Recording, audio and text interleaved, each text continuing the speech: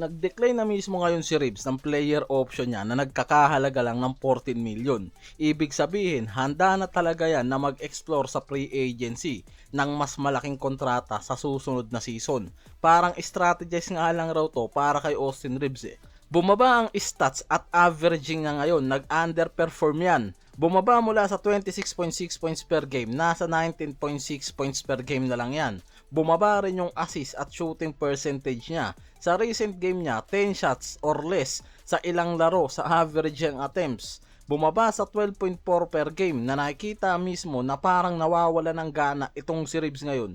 Hindi ko sure pero base lang rin kasi yan sa mga nababasa ko sa commentaries eh. Hindi rin kasi normal kay Reeves na bumaba ang averaging niya at shooting efficiency. Sobrang laking drop off nga raw to sa overall stats niya na nangyari. May stretch pa na nag-record yan ng 9 to 39 sa 3-point area. Kahit hindi limited minutes, hindi pa rin nga raw bumabalik ang mataas na scoring yan.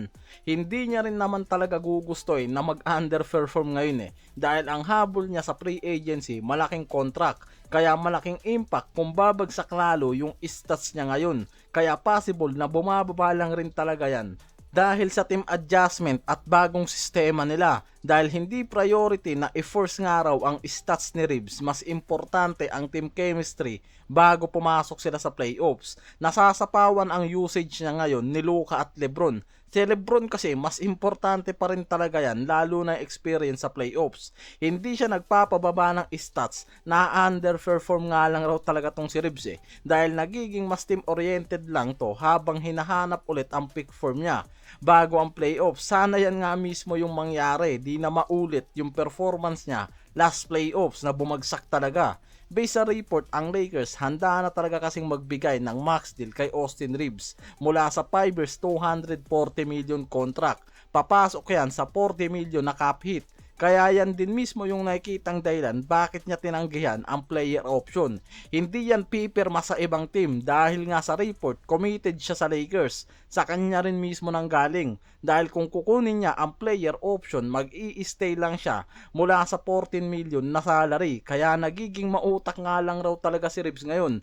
Tinanggihan niya ang player option, papasok siya sa free agency. Dahil ang Lakers malinaw na fully committed rin sa kanya para sa future. Kaya apektado nga rin daw dyan malamang sa malamang yung kontrata nitong si Lebron. Base rin mismo sa mga report, may dalawang option lang na binibigay sa kanya ang Lakers. Mag-pay cut ng kontrata ngayon para mag-stay pa sa Lakers o umalis at pumasok sa free agency. 6 na games na lang rin ang natitira sa Lakers after ng game nila kontra Cavs ngayon. Nakuha nila yung panalo. Makakatapat nila ang OKC Thunder na may 60 wins ngayon.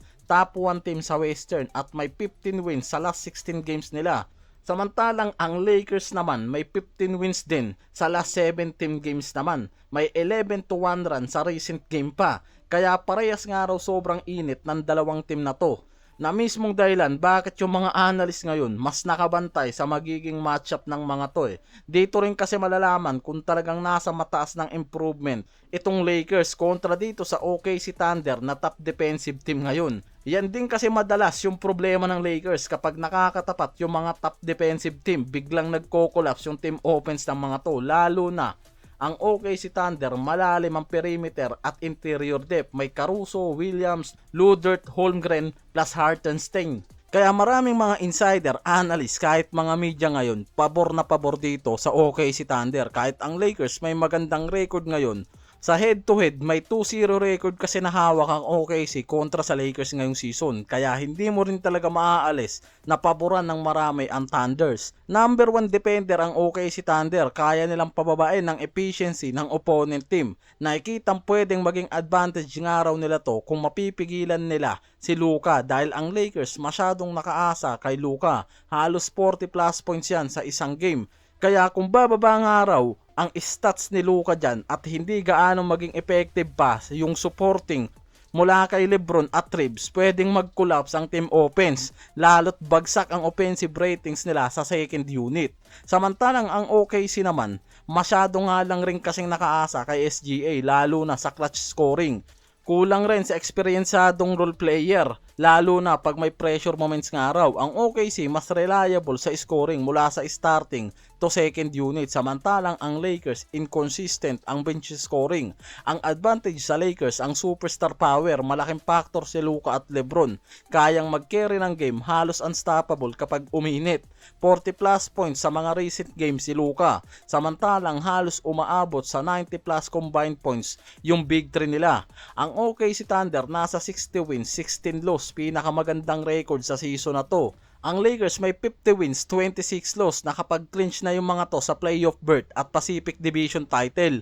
Si Luka ang pinakamataas sa league scoring average ngayong season, nangunguna sa scoring at malaki ang role niya sa Lakers offense. Napakalaking parte ng laro umiikot sa kanya, scoring, assist at ability na mag-control ng tempo. Ayon sa NBA analyst na si Mark Stein, si Luka ang pinakamalaking challenger kay Shai Gilgeous sa MVP race dahil sa history-making offensive run at sa paraan niya sa pagdala sa Lakers sa top seed contention. Mas mataas ang shooting percentage ni Shai at mas consistent ang performance game to game. Kaya nakadepende nga raw sa tempo at defense ang matchup na to. Kapag mabilis ang laro at maraming isolation plays, nagiging advantage to para kay Shai. Kung babagal naman at nakaset play ang Lakers, mas nagiging pabor to kay Luka dahil sa pagiging creative nito. Ang Lakers medyo dependent kay Luka. Kung well defended siya, bumababa agad ang Lakers sa scoring. Sa Thunder naman, mas balance kaya hindi over-reliant sa isang player lang kahit third star pa si Shai Gilgeous.